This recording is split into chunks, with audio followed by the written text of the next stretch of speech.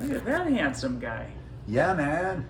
This is my handsome friend Steve Swidler. I'm Mark McMahon. We're a couple of dentists geeking out on new technology and old. I'm in the process of getting my smile redone. It's going to be an international sensation.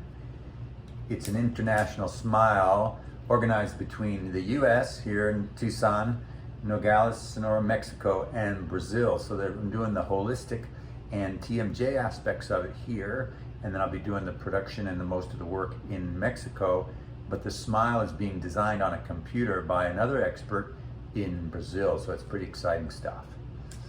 And who's the man in Brazil? The name of the company is The Skin Concept, and I can't tell you the name of the guy offhand. There's a dentist, and then there's a lab technician computer guy who's they work together. Mm-hmm. And back when I first started doing Coyote Dental, I went down to Mexico. I still remember sitting in the dental chair in Dr. Quiroga's office. I went in as a patient into 4 different offices in Nogales.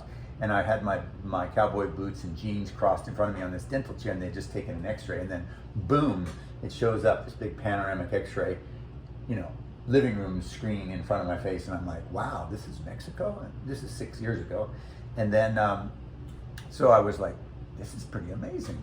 Then I came to find out about the 3D technology, the CAD/CAM technology for making crowns that was just starting then. Mm-hmm. And it wasn't that popular in the US yet, and yet this guy had several of the machines in his office. And so you could make a crown in 1 hour.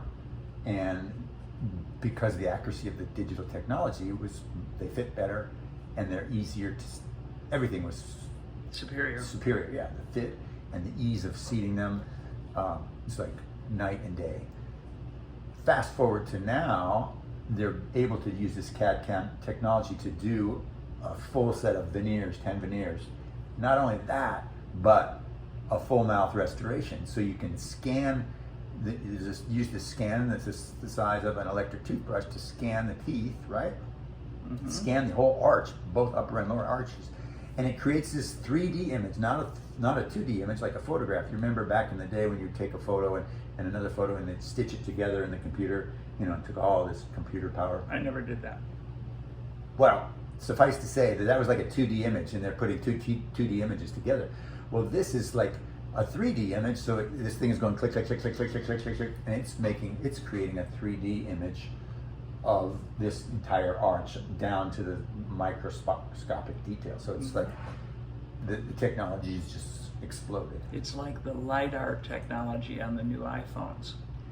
You can take your phone, scan an object or a room, and it starts connecting all the dots, the lines. Yes. And then you can take and manipulate it and turn it all around. Yes. On an iPhone that Yes. costs what, $1,000? Yeah. Yeah. So same thing with this technology. You scan the entire arch, and with that scan, you can create in the computer. You can create dental prosthetics, dentures and crowns and everything. And then you can also synchronize the bite, like you take the upper arch and the lower arch, and then you can interlace them. You can take a picture. You can put the teeth together exactly where you want them using some mechanism, and then you scan it from the side, and the computer does the bite exactly. I'm familiar with that part of the technology. And then a technologist, a computer artist, can build the teeth, the crowns, and the veneers, what have you, to the exact size and shape based on what's there. And from those same scans or digital productions, you can make temporaries. So there's no wax up in time involved. You can make a temporary and try it in and see if it fits. Absolutely. In overnight. Yeah. Instead of weeks and months and. Okay. So far, I'm with you. Good. So far, there's Good. nothing new. But when I was looking at that technology some 10 years ago, 12 years ago, I was always waiting for the scanners and the technology to get to the place. Well, what happens if I want to make the teeth taller, if I wanted to increase the vertical? And at that time, they didn't really have that down. But now it's just amazing. I mean, you can imagine the complexity between doing a single crown on a back tooth and then doing 10 veneers and having to have the interrelationships from here to here in 3 dimensions, and then the relationship of the bite and all that. It's like, but it's there now. It's just like it's just there. Fantastic. So it gave me goosebumps because I was so into cosmetic dentistry and porcelain veneers. When I got out of school, that's when porcelain veneers just started, and so I was really on the cutting edge and enjoying that, being on that cutting edge. And then, so since then, I've gone away and come back, and now I feel like I'm on the cutting edge again, and it's just so freaking exciting because I love doing new stuff and breaking new ground. And you're the same way, and Dr. Quiroga is the same way. And so it's just, I just get goosebumps talking about it because it's so exciting.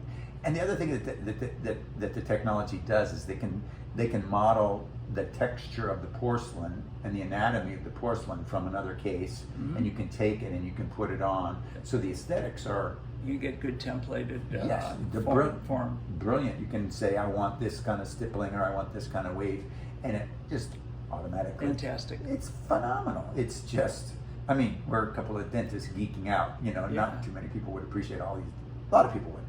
But anyway, so then getting you and your technology or your area of expertise back into the loop by finding the right bite. I wanted to acknowledge you for helping me with the appliances that we did years ago, and tuning me into the sensations of when my bite is relaxed and when it's not.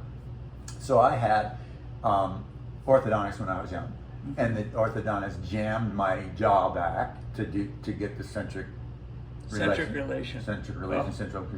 And so my jaw was pushed back, and it still is to this day.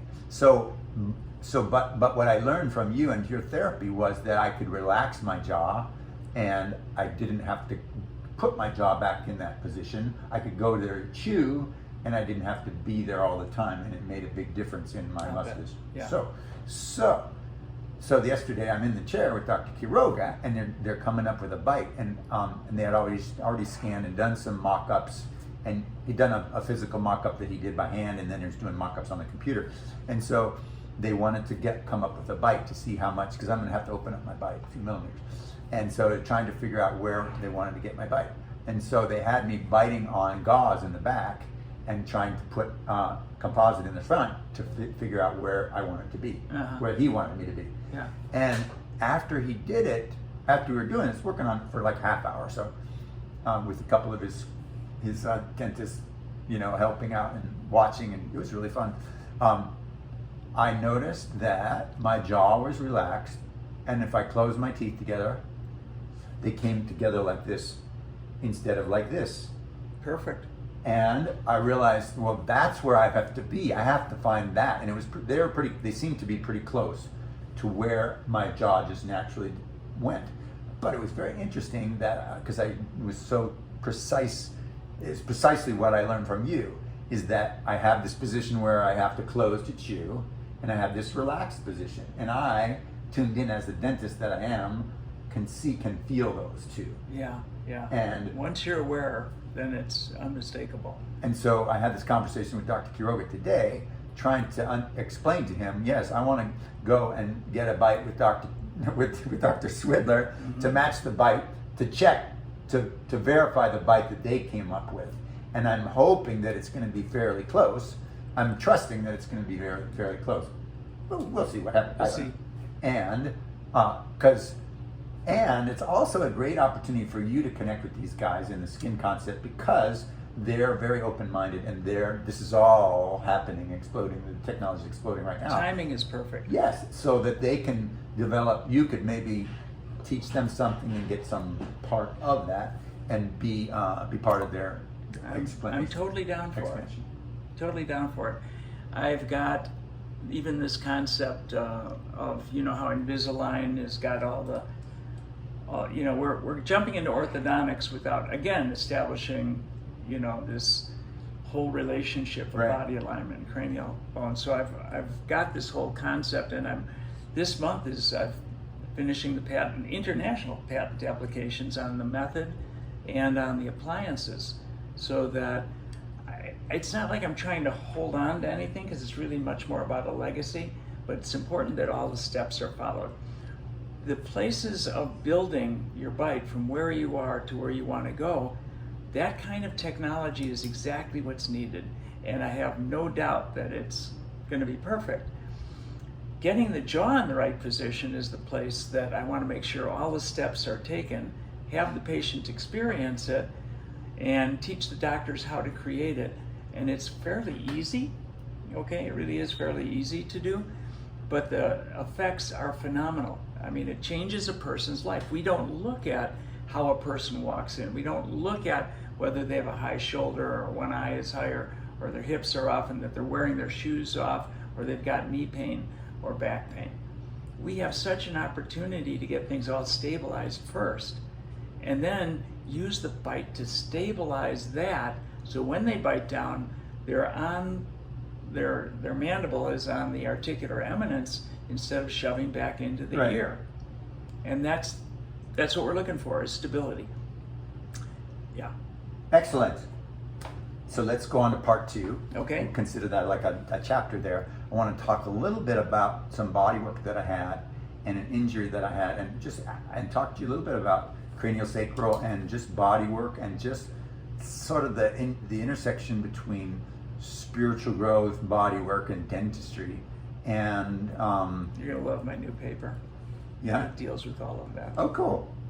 See, I had an injury about a year ago, and I jumped up to do a pull-up, and the bars were like slanted and pretty far apart, and I grabbed it, and I felt something tear, some injury in my shoulder, behind my shoulder blade, like inside there, and I knew I hurt it, but it wasn't terrible, and then it would get a little better, and then it would stay the same, still not completely healed, and then it would get worse, and then get better and get worse. And finally, when I was up in Canada a few months ago, I decided I wanted to get to the root of it and get it freaking taken care of, because it did limit my range of motion with my right shoulder Sure. and my right arm. And so I went to a physical therapist and a massage therapist in Canada. I was there with my sisters, and they lived in this tiny town, and there's this hospital. She passed away, and I was actually living in the hospital. I was not laughing about my sister's death. I'm just laughing at the small town. I was living in the hospital, so I had the physical therapist available and a massage therapist available very close by, and I decided I was going to avail myself and get this thing taken care of because I had time on my hands. And I did. And what happened was they were able to get me to tune in to the spot where the injury was. And I was using tennis balls and softballs and hard balls and door jam to get into those spots and loosen it up and reach those spots. And then with the help of the 2 therapists, it got better. And then I couldn't do, but I love swimming and I love doing butterfly, and I was not able to do it. And then finally, after I worked with them and I got tuned in where it was, I started working at home with the balls on my back and my shoulders and different parts underneath the scapula. A period of weeks, and it was like, oh my God, I'm like 90-some%. Could you do the butterfly? I can. I'm doing it all the time now. Great. And so I was really worried that I was never going to get that handled. Like I was like destined to be a cripple. Yeah. I mean, I am I'm now 65. I'm now the wounded wildebeest. You're kidding. I'm 65, and I was like, You don't look 65. I was really worried that I was never going to get better. I was just going to have to live with it. And so anyway, but now I'm realizing that there's still something deeper in there, and it's probably connected to, it's definitely connected to the atlas back here. I've noticed that I'm releasing some tension here with continuing on the same therapy that I did for that one injury. I'm going further for more relaxation, and there's tension there. In other words, so my shoulder is like 97% healed, but there is still a little bit in there, and that was probably there. It was, I'm asserting or assuming that it was there before I had the injury. In other words, because I had a limited range of motion or the tension or the tightness, that's why I was injured, was because there was an underlying issue there. Right. Now, I'm glad that you can understand this. I can't explain this to too many people, Todd. Oh, I totally get it. I know you do, but But even a regular healthcare practitioner who's not tuned into massage and body work and therapy might be hard to explain. It is. I mean, I went to the physical therapist today because I had a labral fraying about 6 years ago coming out of CrossFit. It's not like I hurt myself. I just sat down and got this sharp pain. And they don't understand it from a whole integrated tensegrity model. They'll say, I even went to the orthopedist, they said, what part do you need us to see? What part can we cut on and slice? So what, my knee, my hip, my shoulder. I said, well, and I specifically chose a guy who was trained osteopathically. I said, I chose you because you can do manual medicine. Oh, I haven't done that in 16 months. He's in the mill, not in healthcare, in crisis care. In the insurance industry? In the insurance industry. It's misnamed healthcare. It really isn't. It's crisis care. We need it sometimes, right? So I went to the physical therapist, and I'm starting to, and he's a doctor. He's a PhD in physical therapy. And they really are not trained in those concepts of how the fascia all interrelates and it glides past each other. And that if you're injured, there's a twist in the fascia limiting the range of motion. You release that and you can move where you want to move. And so the paper is really kind of a breakthrough deal because it's going to explain a lot of these things. And a lot of TMJ work has been considered, well, we couldn't find the relationship, even though Costin in the 30s and other people really got that posture was somehow affected with the jaw. We as dentists, as the profession, didn't want to think about our liability if we... Having to take all that into consideration. Yeah, oh my God, yeah. Yeah, because then it makes the whole... Orthodontics changes the bite permanently. Dr. Butler, God bless his soul. Yeah. So clear to me now.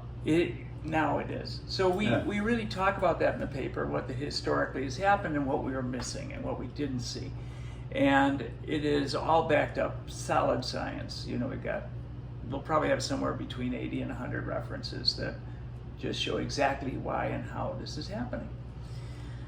And my belief is, if people could just stand on my shoulders, I'm happy to teach what I know. I'm not trying to see patients, but I'd rather see patients with doctors so I can bring them up into using those skill sets and just certify them so they have all the skill levels, you know.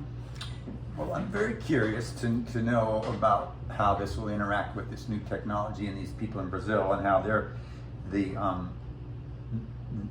they have the ability to play around with the bite on a digital level that you never got to do or anybody got to do. No. So they have the ability to try things out. Perfect. And I am clear that I kind of know where my bite needs to go. I know where it doesn't want to be. And so I'm wondering how much of that technology can be taught to a simplified way, can be taught to a dentist that can interact with this technology. So let me give you one basic dental concept. The body is the articulator. We thought the articulator was simulating this and highly precise, the nathologists and all the fully adjustable articulators. It doesn't even tell you if both temporal bones are moving at the same time. If the temporal bones are not moving at the same time and one side is restricted, it changes the angle of how the jaw functions and how you wear your teeth, okay? And if the temporal bones aren't moving, according to cranial osteopathy, the primary diaphragm is here, the secondary is here, and the third diaphragm is the pelvic diaphragm. If they aren't all coordinated, they're moving in opposite directions. When you have a temporal bone that's not moving, if you feel underneath their body when they're laying down and have them inhale, which was an old nursing technique they taught nurses, inhale, you could feel the lungs carrying down towards the feet, exhale coming up. When you have a locked temporal bone, you're moving in reverse. So is this important to pulmonologists? Absolutely. If the jaw is off and impinging, you know, the inside of the glenite fossa is only 1.33 inches from the condyles that the head rests on C1. If the jaw is off, you're going to find C1 is off, the occipital condyle is off on one side, and there's an impingement on the vagus nerve, which is parasympathetic to the heart, breathing, and digestion. Goes all the way down. Kind of important, right? And we're building bites all the time without even evaluating that. We're changing people's lives. So what are the implications for mail order orthodontics? I mean, like I Okay, said, you're asking such a good question, because I hope to, after the paper is out there, tune into, like for instance, think about Invisalign. yes, They're in-house, you know, they're in, they do they're mail still, order, or do they not do? I have no idea, but the mail order versions came later. They had to deal with their competition. They were losing work, but all of them are off if they're not thinking about aligning the TMJ first and then doing it. So it brings it back into the dentist's expertise, which really is where it needs to be, I think. You can't have somebody at home thinking, well, they can make a bite. I might even be able to bite forward, but that's not what they're about. And this gives all the professionals of an integrative team, your massage therapist, your physical therapist, your cranial osteopath, all of these people can now work together. And what's the bottom line? When we're all done with you today, Mark, we're going to see what hip is higher than the other. If it's not, we can have you bite on a gauze on either side and see which side levels it, okay? And you could cut a real thin piece of gauze, put it just under the occlusal surface of the appliance. Hips are level, we send you to the dentist, they can adjust the opposite side, which is the one that's high, okay? So this is spectacularly exciting. What you're bringing is, I get it, I see the big view, and what we've been missing up to now is the foundation, the understanding of how the body works. Also, TMJ, since they couldn't find physical relationships to occlusion and posture, which many people had a vested interest in not seeing, so it was discredited, because otherwise, what's our liability as dentists if somebody's not feeling as well, right? Well, it turns out that the idea of having this whole alignment done first became TMJ is now caused more by psychosocial issues. A person who's under stress. They're in a liminal state of health. They don't lose days off. They just lose productivity because they're there but can't really function real well. They have brain fog. They're dealing with some degree of pain. And so their zone of adaptability, instead of being like this, maybe like this. And then if there's more stresses, it keeps decreasing. But it's funny because the symptoms they're dealing with, and there's a lot of comorbid conditions that are associated with it, which we point out in the paper, as soon as they get their zone of tolerance up again, they say, I'm fine, it's not bothering me. But they're still just south of the movable scale to where symptoms show up.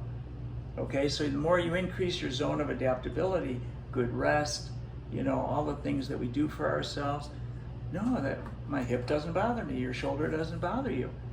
And so the body has more energy to do its own healing processes. Absolutely. And you're in a state of higher function and wellness. Yeah. As a matter of fact, because 40% of all of our body's nerves are located in this area, if your jaw is off and too far positioned backwards and throwing things off, it's like the tuner on an old car radio. You're half a station off. So there's static, neurologic static through the whole body to all the organs, to all the muscle groups, everything. And everything is so busy. The energy has to be used to be compensating for a structure that's off. That's what's eating up the energy. So my question is, I've been on a spiritual mission doing meditation and body work and yoga and all kinds of stuff forever. And lately I've been getting pretty deep into some stuff and releasing a lot of tension and consciously focusing on this stuff. So your stuff was a definite step in that path, but there's been so many other steps. Mm-hmm. So how do you square all these other aspects, like different things that anybody or myself have or could do that are also contributing to that? It's a great question. It's a great question. TMJ alignment seems to be a part of it, but It's more physical, structural. Okay. In the paper, we deal with the fact that it is an issue of physical, mental, emotional, and spiritual. When we're connected to Source and we come out of that meditative space, our zone of adaptability is the highest. The awareness of what things we've told ourselves growing up, some of the old emotional pieces from our parents, from other things, what we told ourselves, can keep our mind occupied all the time, so busy, right? So now the structural aspect is something that all of a sudden opens the door and creates some room. Some awareness of what's not right. Yeah, you're tuned into, okay, I've got pain here. And you can go into it. You can use inquiry. You can say, what am I holding there? What thoughts am I holding there? So the work is still the work, exactly what you're describing, and it's a shift in consciousness. But for me, it's been a dual pronged work effort in that I'm using physical stuff when I'm releasing, when I get into that more aware state. I'm going, oh yeah, now I feel the tension a little deeper in here, so I work on releasing that physically. Exactly. And then the mental stuff comes along, sometimes related, but often for me, they don't seem to be directly. There's not like, I released this and I released this thing about my mother. It's like they're not usually connected like that. Not usually, but sometimes when you're doing deep release work, like craniosacral, like cranial osteopathy, like myofascial therapy, they talk about tissue memory. Yes. When it shifts, you actually may have access not only to the memory, but the emotion, the smell. It just kind of floods back. Yes. I released an ankle 60 years after it happened on my mother. She was having pain in her ankle, and she wasn't even aware of it. I was holding her head, feeling the fascia in the whole body in its normal, slow, fluid motion, right? And I kept getting sucked right into her right ankle. And I'm holding her head, and I said, Mom, what'd you do to your right ankle? She looked at me and says, you're holding my head. What do you mean my right ankle? I said, your connective tissue is like bound up down there. Every time there's the normal movement of the tissues happen, it's pulling into the right ankle. So I can release it, and I'm pretty good at it. I can release a right ankle like that, typically in 4 or 5 minutes. Well, an hour and 15 minutes later of using Dr. Fulford's percussion hammer. I didn't have the percussion table at the time. Well, anyhow. What happened was, I could feel it unwind. I said, it's just about to release. And it released, and she says, I remember. I was 11 years old. We were playing street hockey in Chicago on the south side. And that Ellen so-and-so was so unfair, because my mom was always trying to be as good as the boys, right? And here's a girl who hooks her on her ankle. She injures her ankle, but mortified by the fact that she was embarrassed that she didn't make the goal. All that surfaced, and then she said to me, that's interesting. I said, what? She says, I can feel the bottom of my foot. I said, you haven't felt the bottom of your foot? She says, no, it's been numb since I was a teenager. I said, really? Yeah, they wanted to do exploratory surgery to see what it may be like, but I never went that route. We released the trauma, which released the whole pattern having to do it. Now that's a primary pattern. That may not happen in more superficial patterns, but when you really hit a primary pattern, it's a little bit more common to have the memory. So you're right on track with all of this. And it's so important. We create our reality by our thoughts. We may as well have good ones, right? So when we grow up, from with having these traumas, and our mind is constantly wondering, am I good enough? Am I, we're so occupied by that we don't have access to that quantum field like we do in meditation. Mm-hmm. We don't feel unconditionally loved, right? So how present can we be for another person? So of course there's psychosocial implications with TMJ, but that's not the cause of it. It's the byproduct of it in the majority of time, because until we can get ourselves in neutral structurally, we can use all that extra energy, the more of our CPUs to focus on health and wellness. Yeah, I'm so excited. I was playing around with looking at myself in the mirror, and I was playing around with getting my jaw back to this bite position that I have to kind of, if I'm relaxed, I have to spring, right? And then I just relax a little bit, and I relax. And I thought, wow, it makes me look better because my jaw's a little bit further forward, just a tiny bit, but it still gives me a fuller profile, Oh, definitely. And I'm just so excited that I will be able to be in that position all the time. Yeah. And I won't have to, like, in order to chew, retract my jaw. And I'm thinking about all of the stuff, because it's been ever since I was a teenager when I had the orthodontics, that stress of pulling my jaw back has been there. Huge. And like, I have a feeling that some amazing stuff is going to fall out of this. Right. Because of the fact that I've been working hard on releasing this stuff, this damage to my shoulder, the injury that I had to my shoulder, and I can just feel the progress. Yes, I think that the foundation is the key. The technology that you have, and Dr. Quiroga works with, and people from Brazil, I think that's so exciting. I can't wait to learn about it. And the technology is going to be based either using the jaw and head and neck as the articulator or the whole body. And if we go to the whole body as the articulator, we can achieve a neutral in a relatively, maybe 4 or 5 months, like we did working with your appliances. We can get that position, and I think it could be done faster with this. It can. With this technology. It can, but here's the cautionary phrase.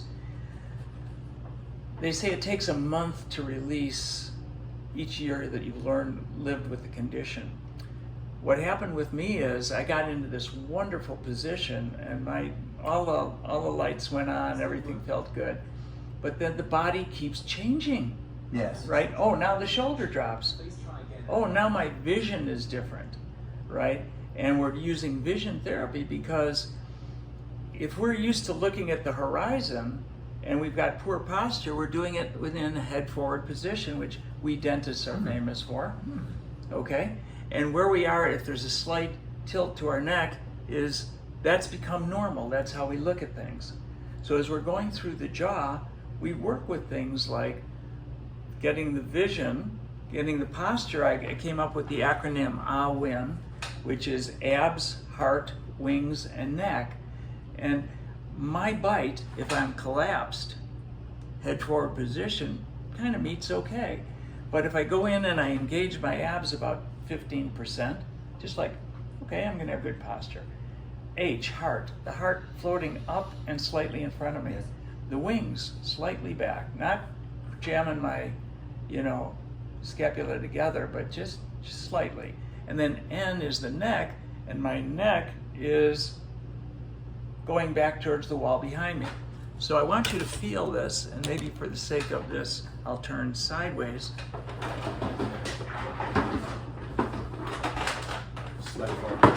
Okay, so come stand right here and put your cup the back of my neck with your palm. One hand? Yeah. Like that? Yeah, not with the thumb so much. Okay, just the whole palm. Good. Okay. Okay, use about 1/10 that amount of pressure. There you go. Okay, so if I'm like this and I'm working and I'm doing all this, I end up in the head forward position. My front is collapsed like a C-shaped curve.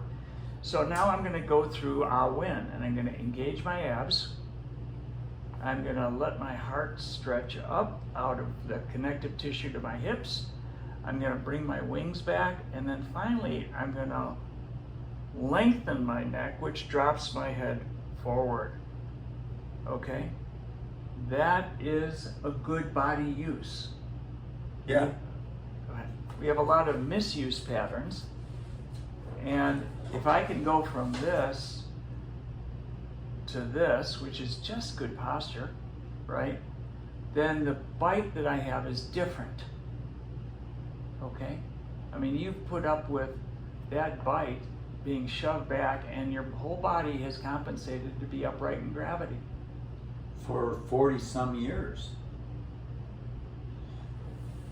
Yeah, I'm excited because I have had, I've been focusing on my fitness and my posture, and I'm seeing all these wins and gains that I'm having as a 65-year-old, and I'm very excited about.